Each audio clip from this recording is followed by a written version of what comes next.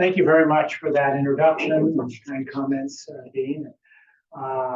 Welcome to everybody who's here and everybody who's not here, who's online.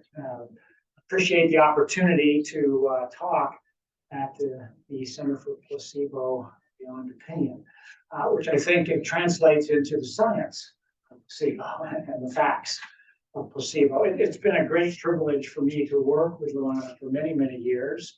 As she mentioned, we had the honor of having her and introducing her to Thanksgiving in this country. Also to my in-law, my son's family, whose wife is also from Italy, very near where you're from, in that area. It's also a great privilege to be able to give a talk about this book that has been long coming and is really a landmark in placebo and placebo research.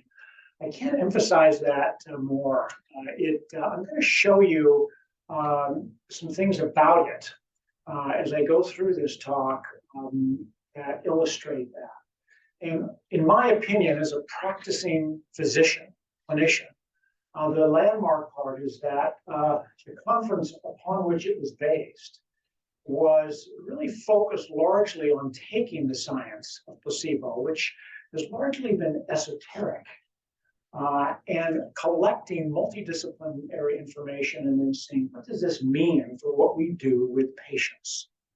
What does it mean for the medical profession? What does it mean for the science of how we go about finding what's good evidence? What does it mean for what you and I do every day in our interactions?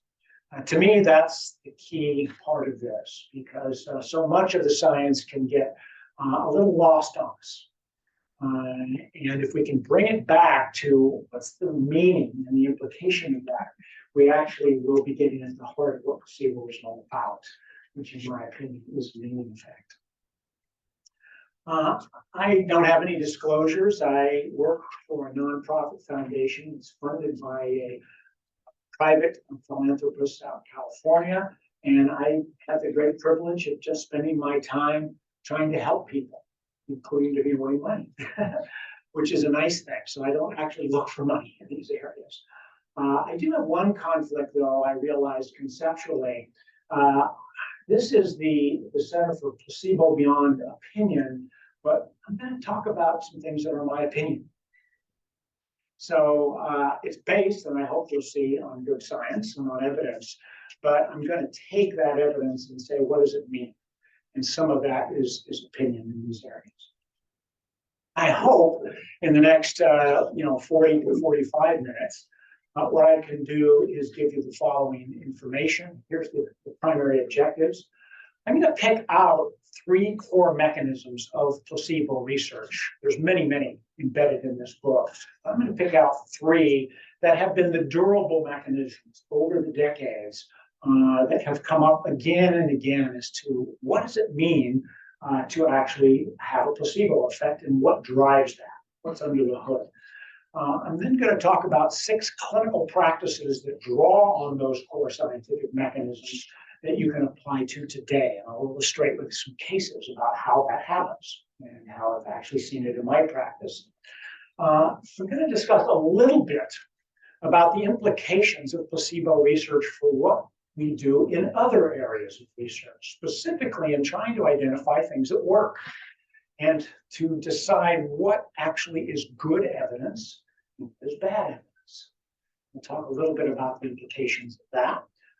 And then I'm going to point you to where you can get some tools where we've brought in this science, placebo, which I think is parallels so much the science of healing, salutogenesis, that you can actually integrate them into your practice.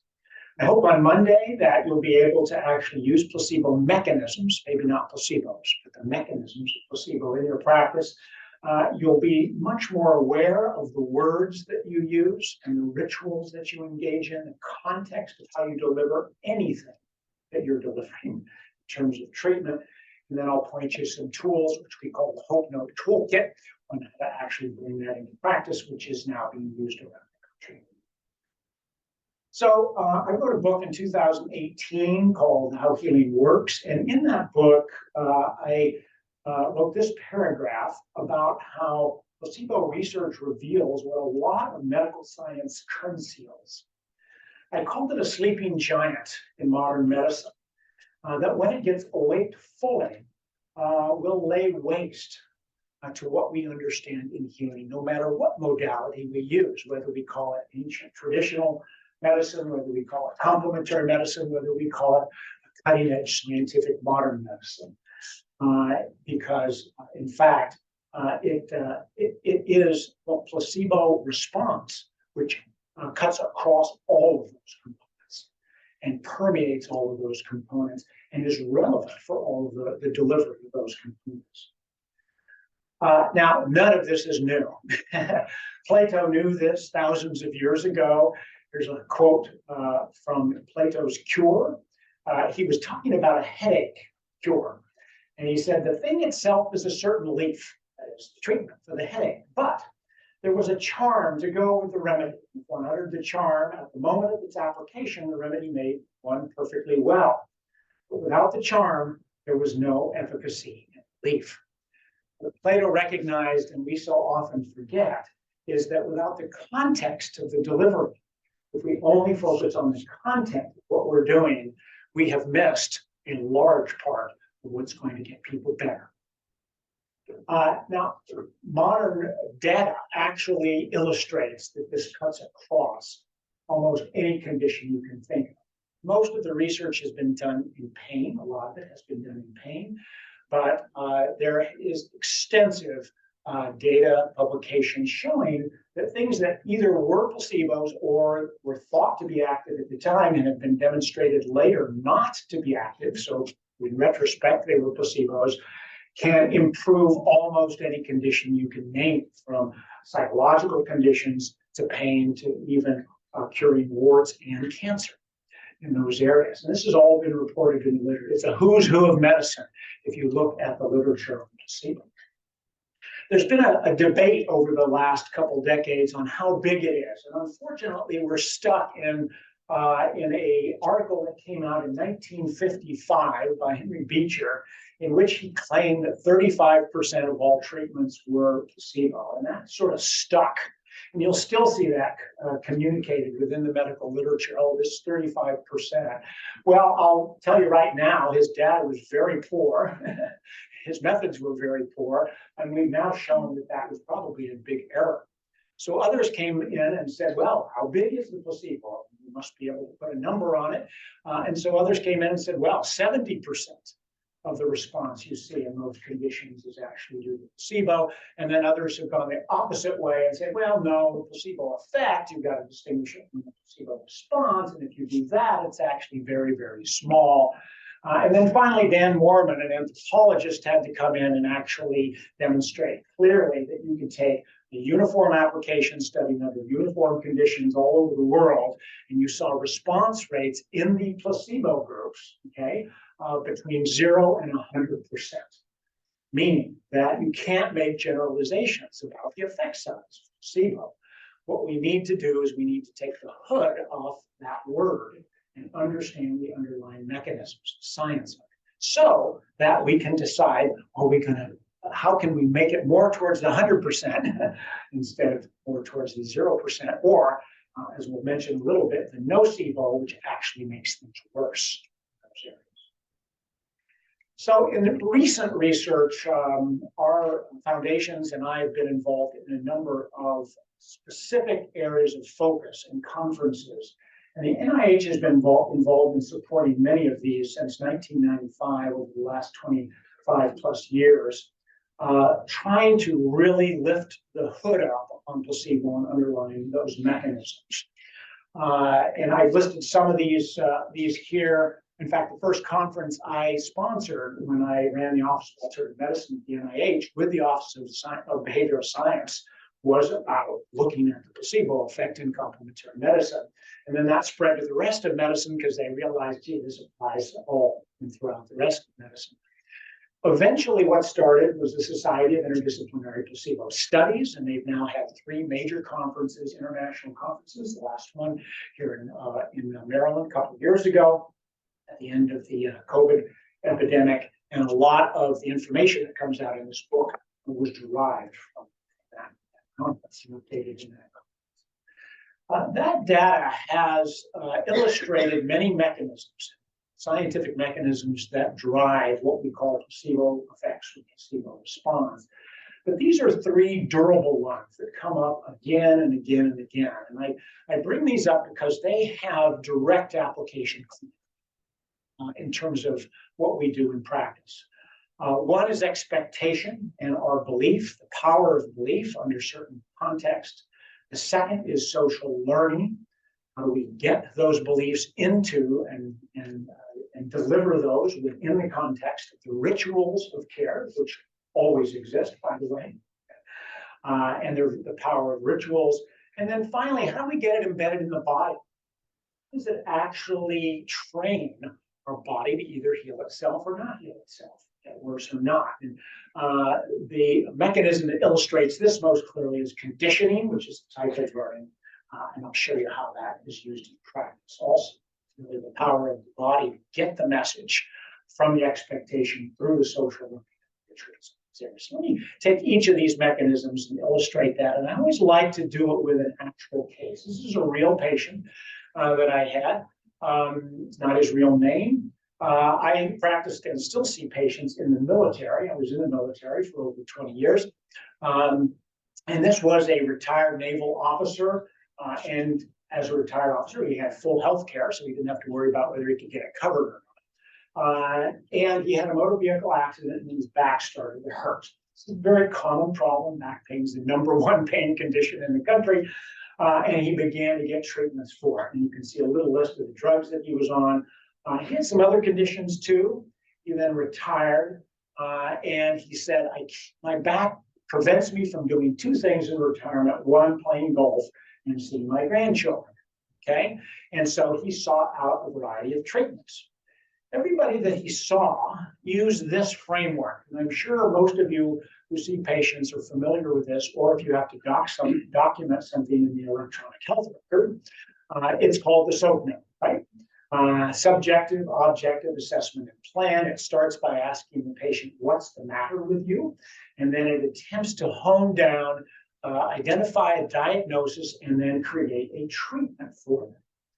This framework almost always focuses on the content of the treatment. What am I going to do for you? What am I going to give you? Am I going to inject in you in that area? And rarely does it actually talk about, in fact, it's very difficult to get the context. How am I going to do that in the area? And so almost everything that we see, and you'll see this with Mr. Raymond here, is focused on content.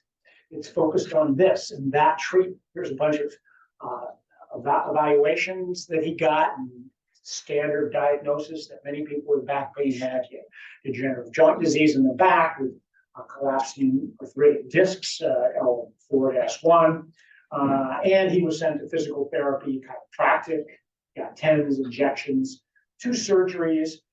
He was put on opioids at one point, and then he was sent over to behavioral health. And behavioral health gave him another diagnosis where he had depression. And here, take these 2 drugs in those areas. He had to go to rehab in order to get off opioids because he actually got hit with opioids during this 15-year process that he had this. Here's the types of practitioners that he saw. Any of you might be in the room of this area. I'm in this room. And I put team in quotes there because they actually don't work as a team. He saw them individually and they each wrote SOAP notes and they provided a treatment for him. But as you can see, he saw a lot of different practitioners and he got a lot of different recommendations over that. Here is the things that he got, okay? And all of these, as I mentioned, are really focused on the content. Non-steroidals, muscle relaxants, injections. I guess bed rest is content, but it was an instruction to do it. They didn't tell him how to do it. Exercises, traction, manipulation, a bunch of supplements, and as I mentioned, he had 2 surgeries during that time.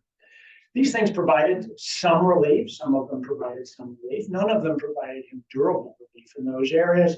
And he sort of gave up on this area. But then his wife said, hey, why don't you try acupuncture? I know there's this guy over there that knows about complementary medicine. Go over and see him. Maybe acupuncture will help. So when he came in to see me, this was literally his question. Doc, is acupuncture all placebo? You can see after his long history of all these things why he would ask the question, right? What he was really asking me is it real? Is it worthwhile? Is there good evidence? Is it going to help in those areas? But we have educated people in this culture to think that placebo means it doesn't work, right? And so so that's how he asked, is it all placebo? So when anybody comes to me and asks that question, or anybody wants to know what the best treatment is for them, I immediately put on my evidence-based medicine hat. I like to think that I practice good evidence-based medicine. And these are the 4 questions that I try to find science for, research. Is the treatment that they're asking me about or that I'm recommending better than placebo? Okay, is it real? Is it better than no treatment? Maybe I should just leave them alone and I'm going to hurt them. Okay, should they actually get it or not? So I need it compared to that. Is it better than equal to a proven treatment? If there is a proven treatment, maybe I shouldn't give this to them instead of something that's proven. If it's not proven, it's not good evidence-based medicine. And then, of course, you always have to ask what are the adverse effects and what are the costs of that, even if it's proven to work. So I ask all these questions about what Mr. had in those areas and put them on a table like this, a chart, to see if I could answer those 3 questions, the side effect question we'll talk about in a minute, and the costs. But I took all these kinds of therapies, that most of which he had had over the 15 years. And I said, well, what is the evidence here? Okay. And in red, there's good evidence that it does not work. In green, there's good evidence that it does work and answers those questions. But as you can see, most of them are yellow, which is we don't know, yellow, which is possibly, but the evidence isn't very good, or white, which is we don't know. That's the majority of the data that we have in these areas. Now, you may also notice there's only one treatment up there that has green all the way across. Non-steroidal anti-inflammatory drugs, and those are in the guidelines. That's the first-line treatment for somebody with chronic back pain, right? The others, we'll see. There's a couple there, traction, which have been shown not to work. Okay, in fact, it's better not to do anything than to tell somebody to go get traction in those areas. Is it better than a proven treatment? Not been studied, not been compared to. Right at the bottom is acupuncture, and at the time Mr. Raymond came in and saw me, this was sort of what was thought to be the current state of the evidence in acupuncture. The evidence for back pain was that it wasn't any better than placebo acupuncture, but it was better than no treatment. Was it better than a proven treatment? Not a lot had been examined in those areas, so it was unknown. And here's an example of a large study published in the Annals of Internal Medicine on back pain, comparing acupuncture with sham acupuncture with what is called conservative therapy here, which is standard care, okay, in those areas. Now, you rarely see a study like this, actually. Most studies are not 3-armed, okay, where you can begin to differentiate between the sham and regular treatment in those areas. The only arm that I would like to have seen in here, if I wanted to answer all 4 of my questions, would be compared to a no treatment group. That's not in here. Okay, but even a 3-arm treatment group like this is very rare, but it gives you really valuable information, because what we see here is that acupuncture works a lot better than conventional treatment. So what he was getting, that whole laundry list of what he was getting, acupuncture actually works better. And so does sham acupuncture. Okay, sticking needles in the wrong points, or giving them toothpick instead of needles, or doing a sham needle, like a dagger that goes into the sheath and doesn't actually penetrate, actually works just as well as the real acupuncture, okay, in those areas. So I have, and this is an example, there's lots of examples of this, of something I call the placebo paradox. So here is a treatment that is probably better than no treatment. And we didn't have a comparison group on that, so we're not sure. It's as good as, or in this case, better than a proven treatment, if you assume conventional care is proven, but it's no better than its own sham. So if I were to take this data, go back to Mr. Raymond and answer his direct question, is it all placebo? I'd have to tell him yes. But does that mean I would not recommend it or use it for Mr. Raymond? Just tell him to keep doing what he's doing. I have good evidence that it's probably going to add to what he's doing in those areas. But it's a placebo in those areas. And we know that around 30 to 70% of patients receiving placebo will get a healing response in those areas from the treatment. So this is a dilemma because, so I said, well, let me step back here for a minute and see if I can, instead of just answering this question, is acupuncture all placebo? Let me look and say, let me step back and ask and look at all the main treatments that were available to Mr. Raymond that he could get and say, what does the evidence say about how well they work compared to their own placebo? So we first started with non-steroidal anti-inflammatories. That's the one at the top that's paid for, that is considered evidence-based. It's in the guidelines. And here's a meta-analysis of many studies of non-steroidals for chronic pain in the Cochrane collaboration. And they say, gee, the quality of the evidence is pretty low. Okay, number one. And even when you look at the good studies, the effect size is small. It's better than placebo. Okay, if you compare it against a sugar pill, it works. But not huge, okay? 7 points on a 1 to 100 scale in pain is big, okay? But it works. Okay? Surgery was the other thing, that's pretty big treatment for back pain. $90 billion, I think, are spent on surgery every year for back pain. And is it better than placebo? And what is its effect size? Okay, and here's a systematic review and a meta-analysis that we did, and actually I was involved in this study several years ago, where we looked at surgery for back pain compared to sham surgery. And in the discussion, you can talk about what sham surgery is. Okay, it's not done very often, but it was done in about 7 studies here. And so you could do a meta-analysis of that, and it works really well. If you look at the effect size, which is the graph on the top, we're talking about 90% of people report they get some relief initially from it. And so will almost 80% of people who get the sham surgery. And so the effect is largely due to the ritual of the surgery, the care. So large effect size, no better than placebo. If you look at the statistical differences, the p-value is not less than 0.05 in those areas. So it can't be proven that surgery for the back, it actually works better than sham surgery. Most of it actually is a ritual that goes on in those areas. But it works, so of course people want it, right, in those areas. And then finally, acupuncture. Okay, let's step back and see if we can answer this question about acupuncture. And the only way to do that is to get pretty large studies. This was a study published in Journal of the American Medical Association. It was an individual meta-analysis. They pooled data from multiple studies that were looking at pain. And this allowed them to look at these 3 different arms, acupuncture, sham acupuncture, no acupuncture, sham acupuncture, and acupuncture. Basically, the groups that didn't get acupuncture in the acupuncture studies had about a 30% effect. The sham acupuncture produced a 42% effect, and acupuncture around a 50% effect. And that was a moderate effect size, bigger than aspirin, smaller than surgery, but better than placebo. So now I could go back to Mr. Raymond and say, hey, Mr. Raymond, maybe it's not all placebo in those areas, but it took a huge study to be able to ferret that information out in those areas. What we have is a dilemma, because if you take the content of the treatment, as most research does, and we showed you all the things that Mr. Raymond had, and that content produces something that's larger than the context, the ritual process, the expectation, the placebo component of it, because maybe there isn't much of a ritual. Taking a pill isn't much of a ritual, right? In those areas, you can lower the effect from the context, okay? And you will then see a big difference or a bigger difference between the treatment and the context.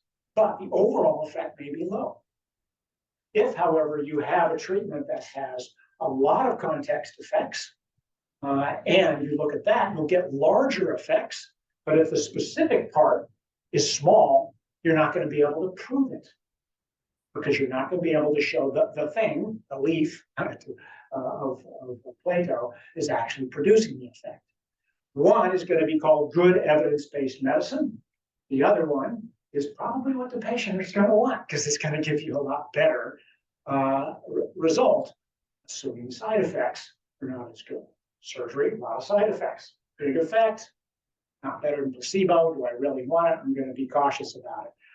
Acupuncture, maybe I would like it. Moderate, moderate. None of those are, some of those are used and some of them are not used. So we have this conflict between evidence-based medicine and what I call person-centered care, and it has to do with the content versus the context of the delivery system in those areas.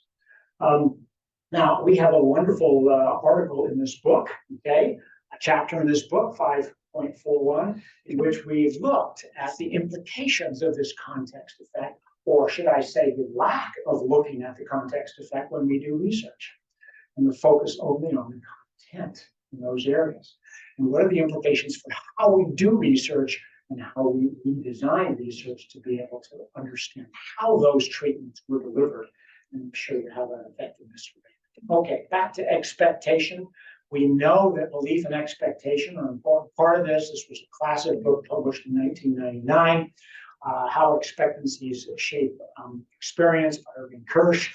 And chapter 1.2 in this book has Irving Kirsch and a number of other co-authors that have updated that. Expectations, what do we know? Where do we need to go in those areas? For Mr. Raymond, that's very important. Here's a study where they assessed expectation during acupuncture treatment for chronic pain all along the clinical trial using different questions. And at every single point, those that had a higher expectation that somehow believed in or expected or reported that they thought it was going to work, it actually did work in them in a double blind or in a single blind study in acupuncture's case. So how I go about delivering acupuncture to Mr. Raymond may be much more important as his question about whether it's placebo. This gets me to how I deliver it, the second mechanism that underlines placebo effect, the social learning process. How do I work with Mr. Raymond in a way where he learns that this actually can help him in some way, regardless of what's, how do I translate the belief into the delivery process and use the mechanisms that are being studied? Actually, Jonas is one of her specialty areas, looking at social learning in terms of the placebo area. A lot of social learning has been embedded unconsciously. And this is the challenge. If you just ask somebody and say, would you believe in that therapy? Right. Well, yeah, but that has very little meaning to people. Okay. However, if they grew up with it and actually have a lot of the factors that create a meaningful response to this, then you're going to see those. They've learned about this. This article that was in New England Journal that Luana published, which I think is still one of the best succinct summaries of the whole area of placebo in those areas, talked about how we learn about our own expectations and belief and how they get embedded into the rituals. And it's affected by the way treatment and side effects are described, the words. It's about what surrounds them. What does the culture believe about this? And there's some great studies showing the exact same treatment given in one culture can produce completely different effects given in another culture. Okay? Publicity. Where are experiences? If I had experiences with that, that's going to shape my expectation of what's going to happen. So my childhood or my previous treatments, in the case of Mr. Raymond, will affect that. And then the cultural expectations, assumptions. And the point here is that this can lead to both enhancing the effect, and it can also lead to interfering with or negating the effect of even an effective therapy. So that's the nocebo effect in those areas. We could be producing harm if we don't properly develop the ritual to manage that. So here's what happened to Joe over the years. Okay, Joe was a patient who had repeatedly failed treatments that he had tried. And that word is still used. Oh, he failed that treatment. Well, you fail enough of those and you begin to think you're a failed patient, right? In those areas. And Joe, when he came in, said, nothing works for me. There's something wrong with me, right? In those areas. And in fact, the chronification of his back pain, the fact that he had a chronic disease was socially reinforced by his very medical encounters by throwing content issues at him without paying attention to the context and how it was delivered in those areas. We were creating chronic disease patient by delivering a repeated nocebo on this. And we have a great chapter in this book, 5.3, that talks about the management of these contextual factors to enhance the placebo and minimize nocebo effects in clinical practice. It goes into a lot of detail about exactly how to do that. I'm going to show you a simplified version. Now, in something that really creates a lot of fear, the words have huge power. Cancer is one of those. I'm going to give you an illustration of the nocebo effect in cancer. And this happens all the time. This is actually going to be published in another, maybe a companion book to this called The Nocebo Effect that will come out from the Mayo Clinic Press next year. Here's an internist that meets a patient. We'll call him Charles. Says, I'm afraid I have some bad news. You have colon cancer. Stage 3, it means that it has started to spread. Best thing we can do is to get you to a specialist right away and try to prevent things from getting any worse. I'll be referring you to a great oncologist. Let's be hopeful and try to think positive. Gee, this is all so sudden, Doc. What are my chances? Well, honestly, about 3 out of 4 people like you die of this tumor. But that leaves you with a 25% chance of survival. And the sooner we start treatment, the better. I won't dissect all the nocebo words that are embedded in this, but this is a very common conversation. What if the conversation went like this? Unfortunately, we did not get the diagnosis we might have hoped for. It's cancer. It appears to be stage 3, which means it's spread.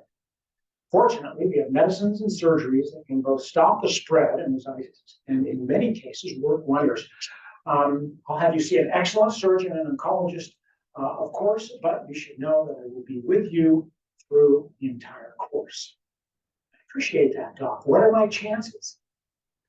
Charles, we can only truly know about any individual when we look back. This is an accurate description of data instead of you have a 75% chance of dying. That is aggregate data and saying that's going to be Charles. That is an improper interpretation of data. Okay?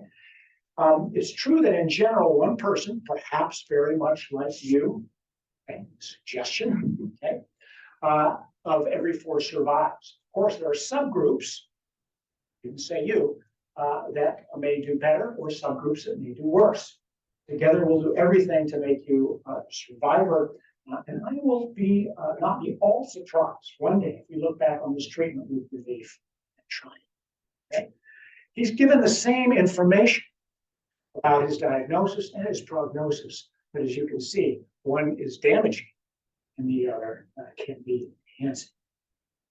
And so if we simply use the tools that we have that I've illustrated with the SOAP note and some of the language and the expectation, we have a great risk of not only not using placebo properly to heal, but actually hurting people in those areas. So we need a different set of tools to do this, and we need to be trained on how to do that. We need ones that work with the whole patient, the mind, the social context, physical and physiological responses. We need to bring together both the content and the context of delivery, the pill and the process. So I've developed in our organization with many, many people around the country something called the HOPE Note, which I add to the visit after I do a SOAP note. I need to know the diagnosis. You chose diagnosis when you came in. You've had it for 15 years. But I wanted to sit down with him and focus specifically on the context, okay, and the delivery of that. It starts by not asking what's the matter with you to come up with a diagnosis, but it starts by asking what matters to you, what's meaningful for you. So I start immediately with trying to make meaning in the conversation with him. And then we go through the core aspects that facilitate healing in the body, the behavior, the lifestyle, the social and emotional aspects of it. But I'm not talking to him about his mental health here. I'm talking about his expectations, right? And about what I call the mental and the spiritual component, which is what matters. What matters to you in life is an existential spiritual question, in my opinion. Okay, why do you get up in the morning? What do you live for? So this is what Joe said when I began to have that dialogue. And I'll show you some tools in a minute that I use to make this easy to do in practice. He had a lot of things that mattered to him. He starts off, as often is the case, about all these medicines that he was on. Okay, I need medicine management. Fortunately, he has a way to manage that. He was getting physical therapy and doing all the strength training, but it was very passive. A lot of questions about that. He didn't like it. He didn't want to do it. It had no meaning for him. He had huge problems in sleep and stress, all of which aggravate chronic pain, but nobody had ever actually talked to him how to manage those. He had hope in acupuncture, but I knew that if I just threw this at him as another modality, very unlikely it was going to work. I had to actually create a context in which I utilized that hope, okay, to deliver an effect that he felt in his own body. When we finally got towards the end, and I said, and again, I'll show you some tools that do this. And I said, really, what matters to you? Like, what do you get? What's the most important thing to you in life? Okay, we're not talking about your back anymore. We're talking about where do you get up in the morning. He said, my grandchildren. I cannot drive 4 hours down to sit with my grandchildren, get on the floor and play with them because of my back. Okay, bingo. We had something that we could hook all of this to. It was meaningful for him. So we took some of the team that we had before, got them to work together. We added some others to that, but the delivery of the interventions that we had were key here. Okay?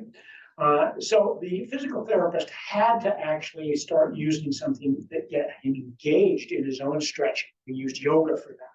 We explained to him why that was, and that's a good evidence-based approach for back pain.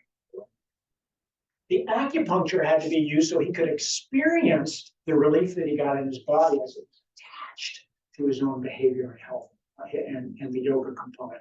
So he saw that he had some power over his ability to actually influence his own pain, not just take another pill or have to make another appointment in those areas.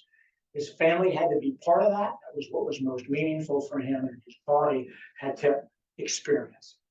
So we had to repeat it in a way so his body saw that it was something real. Oh, by the way, we started off by taking him to physical therapy. We said, this is going to hurt you, but it's going to help you get strong enough so that you can get down on the floor and play with your grandchildren. We did the acupuncture right before he went to physical therapy. We could use something else, but that's what we used. The physical therapist put him through some pretty tough times, but he was willing to do it because now he had meaning attached to it. He increased his core strength that he used at home with his family's support and help in terms of making sure that he did those exercises every day. And within about 3 months, he was driving down, getting on the floor, and playing with his grandchildren. He maintained that then, for the rest of the time I followed him over a couple of years in those areas. The context and the delivery. If I just thrown acupuncture at him, you can get an appointment in 3 months, okay? It would have been another failed treatment in those areas. So the words are key here and how we use those words to actually make the delivery in those areas. And there's lots of research on this, and there's a chapter in this book that actually goes into detail about how to use those, using a person-centered approach to implement placebo research. This graph in the middle here is one of my favorite classic studies. Okay, it's old study now, and variations of it have been validated over the years, but I still think it's the best one. This was done in a group of primary care clinics in England. I think about 500 patients were involved, And they all were determined to have functional problems, which is about 60 to 70% of what walks into a primary care clinic. In other words, I didn't have a specific cure for them. And they were given a positive expectation or a negative expectation one time. And then 3 months later, they were followed up to see how their clinical condition was in those areas. The positive expectation was something like, oh, I think what you have can get better. I'm going to provide something to you. Okay. If you have any more problems with it or you need any more information, just call me. I'll be there. Okay. The negative expectation, which really wasn't negative, but here it was sort of negative. It was like, well, I don't know what you have. Okay. Here, try this. Okay. And if you have any more problems, give me a call. Take 2 aspirin and call me in the morning, basically, in those areas. The intervention and the amount of time for those messages exactly the same. They're all getting placebos, true placebos. Okay. 3 months later, those who had gotten a positive consultation, over 60% of them said, oh, my problem is better. I don't need to come in anymore. Less than 40% negative consultation. I said my problem was better than I needed. Highly clinically and highly statistically significant. The way we frame these things, especially in medicine, where there's a huge power differential, between a person who is suffering and is looking for someone who knows. That is the environment for hypnosis, okay, in those areas. Those words are very, very powerful, and there's extensive research to show the ratio of those words that can flip you one way or another. So finally, to make things stick, we have to teach the body how to do it. And this is where the third mechanism comes in, conditioning or learning. And this happens within the social environment also. And there's a great chapter, 3.3 here, on the learned immune response, because it's so easy to see and so much research has been done on this and how associations affect immunity. And I highly recommend that chapter because it's a real update to some of what I'm going to show you here. What is conditioned response? Okay, this was studied first in animals, 1980s, by Robert Ader. And what he did is he gave an immunosuppressive drug to animals that had an autoimmune problem, and he paired it with a sweet drink. He started giving them together, and then he gradually removed the drug and just gave the sweet drink. And guess what? He maintained their immunosuppression.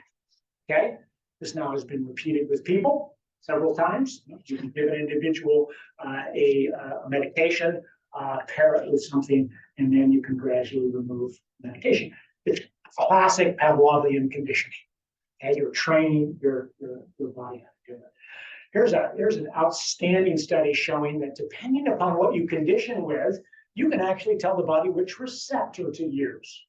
This is for placebo analgesia. And if you condition with an opioid, you can reverse that placebo analgesia with naloxone. If you condition it with a non-opioid, you can't reverse it. It's using a different receptor in those areas. They're both getting analgesia, but you're training the body on which molecular mechanism to actually use in those areas. And this, we've only scratched the surface of what this means in terms of being able to actually tell the body how to heal itself, and not only to heal itself, but how to heal itself in these areas. But let me give you one case to show you how this is used in practice. This is a patient I actually called up on Monday to get an update on. 64-year-old woman who had rheumatoid arthritis for 19 years. 14 of those years, she was maintained on injections of methotrexate. This is an immunosuppressive drug to dampen down her autoimmune disease. Every week, she would go in and get somewhere between 10 and 50 milligrams of methotrexate, and then she'd be sick for a few days, okay? Fatigue, nausea, achiness, and she wanted some other options, some other medicines that she was on. She came in and she said, this methotrexate makes me feel bad. Is there something else I can try? So I explained to her the possibility, based on the animal studies and the human studies, that we might be able to condition this in some way. She says, I want to do it. So we did. I said, is there something that really makes an impression on you, especially something you don't like, because it really has an effect rapidly in the brain? She said, oh, I hate anise. the herb anise. Just absolutely, I don't know, something in childhood or whatever. I just don't like it. So we began to condition her with anise. And so every week she would come in, get her injection of methotrexate, and drink a small bottle of anise. Okay, she didn't like it. She did that for about 6 months, and then she was going on a trip, and she didn't want to have to get the injections, and so she just started doing the anise. When she got back from the trip, COVID had broken out, so she stopped going into the clinic for her injections for 2 years. And every week she just drank the anise. Okay. And on Monday I called her up. I said, "How you're doing?" She says, "Oh, I've had joint pain, fatigue, nausea, and no infections for over 2 years." She's been doing this now for 3 years. Her blood counts have normalized. Her function and activity have improved. Her rheumatoid factor, which was in the hundreds, dropped down below 20. She said the last couple have been between 10 and 15. She got a COVID vaccine and responded really well to it. She developed antibodies to it. So it wasn't suppressing that part of the immune system. Okay. Her body was somehow smart around how to use this. And she said, "I'm going to keep using this as long as it works." This is a perfect example of straightforward classic conditioning of the immune system in this area. At the beginning of this, I showed this graph, which is asking what are the components of human healing. I want to return to it here towards the end. And we were asking, well, gee, how big is the placebo-related healing response? And we said that we thought that using Henry Beecher's assessment, that the placebo is about 35%, but the most of it comes from the medication, right? The thing that you do, the leaf, as Plato would say. And if this is true, then it makes a lot of sense that we invest a lot of money in trying to identify what works in the medication side, right? But what if this is not true? What if we actually have this labeled wrong? What if, in fact, the biggest effect is the charm, is the context, is the delivery of the treatment, is the meaning that actually is produced by it, and that this actually results in the greatest healing that you can get. And the medication is much smaller, the leaf, so to speak.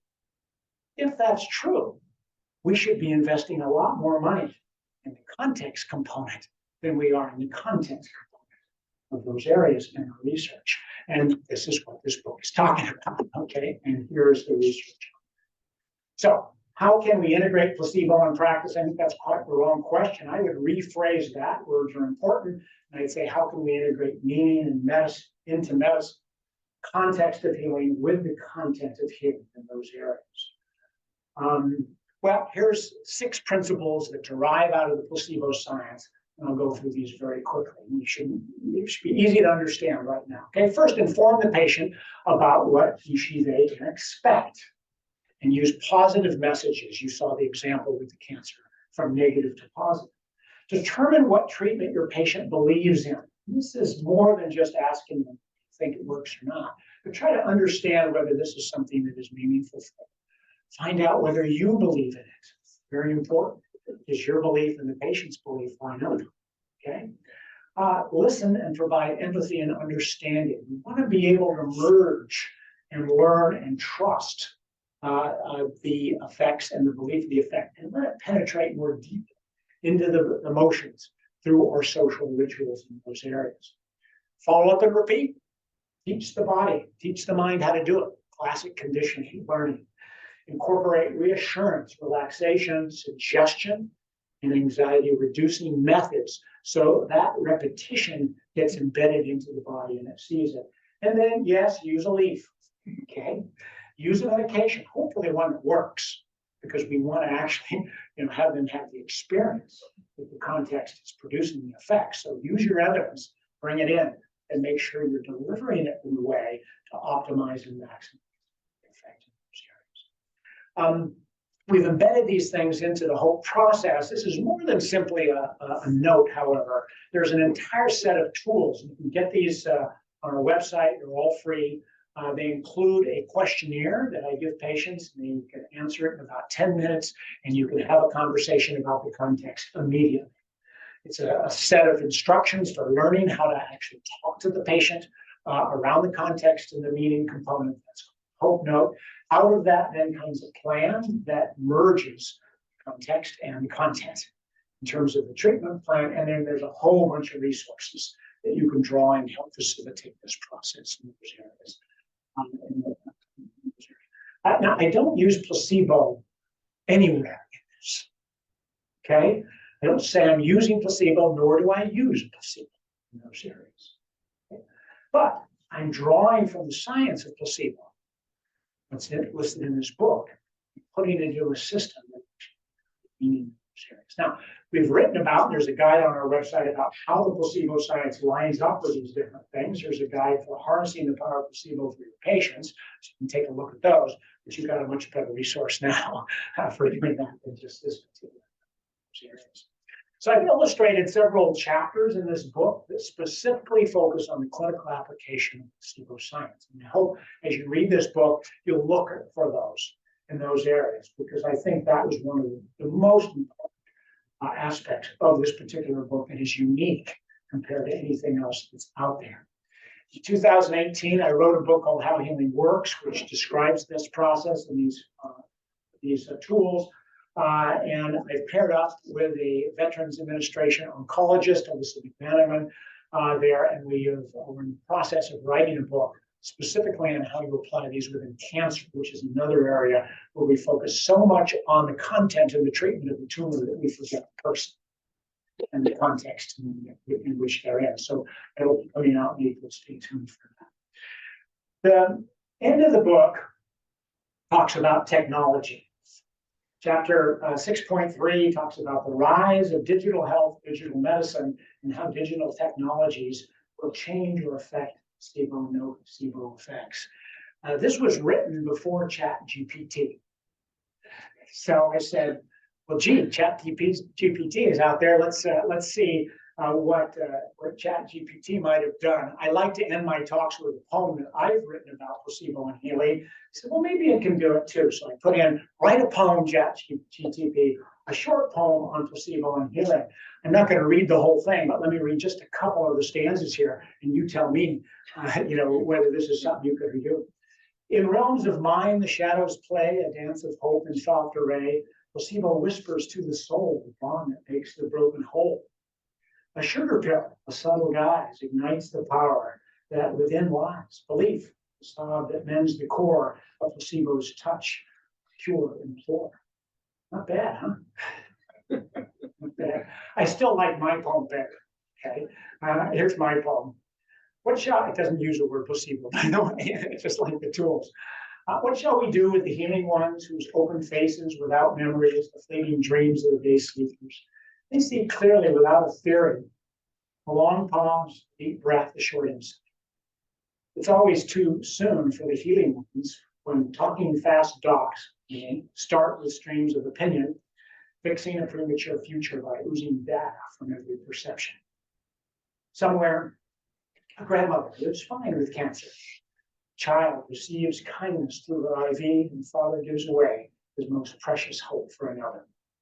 What shall we do with the healing ones in the face of proof?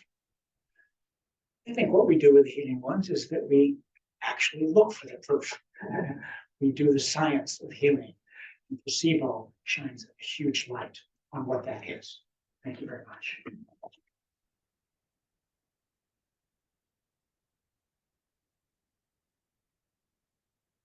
Very much for this wonderful flower book and wonderful lecture. For those who are in the audience, if you have any questions, but also those online, our teammates are offering the book, so stay with us, also those online, because we will have 2 books for the audience who join virtually, 2 books for you in person. Before we announce the winners, do you have any questions for Dr. Jonas? Yeah. Wow, what a great talk. Thank you so much. I'm curious, it's not like a science question exactly, but do you think that the word placebo will ever recover from how it has been defined or perceived by lay populations? So I wrote an article published in the Frontiers of Psychiatry several years ago, which recommended me to completely get rid of the word. Okay, it is not a useful word. because it has underneath it all the different detailed mechanisms that we talked about in those areas, which are part of practice. But it has been labeled as not effective, right? And so it's useless. In fact, it's worse than useless because you get people like Mr. Raymond who came in, who used it to be the equivalent of not effective in those areas, and it's wrong, okay? Because we keep thinking of it as a sugar pill. Dan Morgan and I wrote an article several years ago called Redefining Placebo as the Mean Effect, which I think is a more accurate component, and I try to illustrate through here. Will we ever get rid of it? I don't know. We've got an industry based on whether you can prove that, that content component. And if you can, even if it's small, you make a lot of money off of that, right? It gets FDA approved, okay? Even if the overall effect is marginal. I mean, just look at the cancer research around. There are some really great cancer therapies that have emerged recently, and therapy and precision oncology, no question. But so many, you can get a $1 billion industry off of a 2-month increase in survival if you have large enough effects, and if you can control the context effects enough in the selection enough to do that. And that's not just in cancer. And so we have an industry that then reinforces, just like we do in practice, to ignore the context effects. We have an industry that ignores the research we need to do on the context effects, which is why investing in placebo research so that we can understand it and get rid of the worries. Will it ever get rid? I don't know. I was wondering about the condition you talked about with rheumatoid arthritis. Yeah. Was it important that it was associated with something aversive? It could have been something that was salient, but also nice. I'm going to throw that over here to the expert. Over here, it doesn't matter. If it's aversive, going to be positive. There are conditioning experiments where there is a positive component, smell of a rose, for example. The most important thing is the salience. Has to be a very strong gustatory salient stimulation of our smell and gustatory abilities. So I was surprised that they used something that was actually not pleasant for the patient, but probably that create even more salience, because something that is disgusting, we tend to remember even more. It would be interesting to separate disgust versus something that we like, to see if the effects and conditioning we like. I don't think it has to be discussed. It just wasn't her case. Maybe, yeah, could be. Yes, please. What are the studies and thinking on humanistic therapy and mindfulness and the effects and results in the field? There's a chapter in the book which says placebo is psychotherapy and psychotherapy is open label placebo. If you're a psychologist and if you've looked at all the different psychotherapies, et cetera, it's extremely hard to tell. First of all, it's hard to know what your control, right, in that area. It's very hard to be able to distinguish one from another. Certainly cognitive behavioral therapy, well proven in terms of those areas. But the effectiveness of it has a lot to do with the way it's delivered in those areas. I think the same way in mindfulness and some of these others, which are bringing in mind body in those areas. I think meaning is key. And the footnote that I described in my dialogue with Mr. Raymond, trying to get down at what was meaningful for him was important. But it couldn't be superficial. We had that, and so I had to drill down. And it's not a normal question you would expect your physician to ask. What brings you joy? That's why I use the questionnaire, because if I ask him to just write it up there, and then I just, oh, gee, you said it was your grandkid. Let's talk about it. And that gets, there's other things that can help you get further into that. Journaling is a great one. Mindfulness can a great one, where you stop the chatter in your brain, and then the deeper meanings that are embedded in your feelings, okay, then have a chance to come up. And so I think those are important parts of that. And if I answered your question or not, but that's it's part of what we're getting at. It's trying to really help somebody say, this is what's really important to me. And then attaching that to the medical setting. So that, and it's a driver for them. It's the motivational factor for them. Probably we may answer someone's online. Okay. Hold the daily. Yes, we need the winner. We have the winner, but also Hold the Daily help of empathetic AI-based assistance app used together when taking the pill help to make the effects of open label placebo stronger. Yeah, you know what? I think the use of AI, the jury, it is so new and is so confusing and that it clearly has some benefits. I mean, it wrote a poem that some would argue is better than mine in about about 30 seconds in those areas. I think well, here, I'll tell you a story. When I was in the military, we were looking at trying to scale mental health because there's so much stigma that people with PTSD and depression did not come in and see a mental health provider. But they would go online and they would do a group therapy, especially if they were an avatar. They created an avatar, right, in those areas.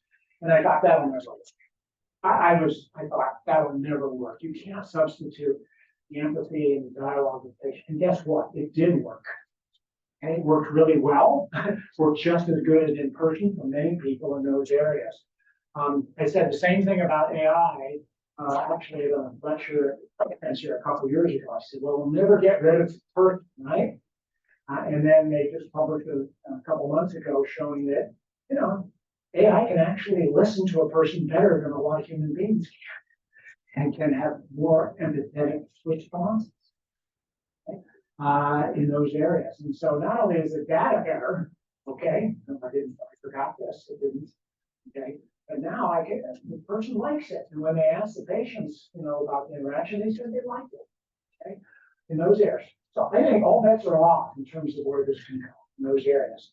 I believe that will emerge for it, but this is opinion, so I shouldn't talk about it in this interesting. I believe that these will become very useful assists. Okay, there'll be tools that we can use to make our care better in those areas. But at least right now, you get a lot of garbage out of AI. So if you're just going to rely on that, you're going to end up losing this people because it's real. So. Other questions? If not, we will ask Patty. Yeah, one question. As a follow-up on this, the positive negative reinforcement replacement, is it more the distinguishability of a certain areas because she disliked these, she would never have it except in this instance. But if you like bacon, for instance, which I do, I would have it all the time, and that would decrease the effect, or something extremely rare. So is it the distinguishability rather than the positive or negative association, or are there different pathways within the the dopamine response? Well, Luana can answer this question better than I can. This is her what she studies in detail. But there's a really, and before you do, there's a really nice summary of that in this chapter in this book. And one of the things we just touched the actual clinical dynamics of this. We don't really know a lot of answers to this question. There's a very interesting set of data that they report on where cancer patients go in and they get their chemotherapies and they get sick, right? And then, they go away and they get a relapse and they come back and they get sick walking into the just the treatment before they actually get any treatment in those areas. My wife had chemotherapy several years ago, and after she got her infusion, we would go to Chick-fil-A. Okay? Cancer went away, etc. And I said, "Oh, I'm going to go to Chick-fil-A." She said, "Oh, no." She said, "I get sick every time I drive into that thing." Now, that eventually faded. That was an example of that. So, Silence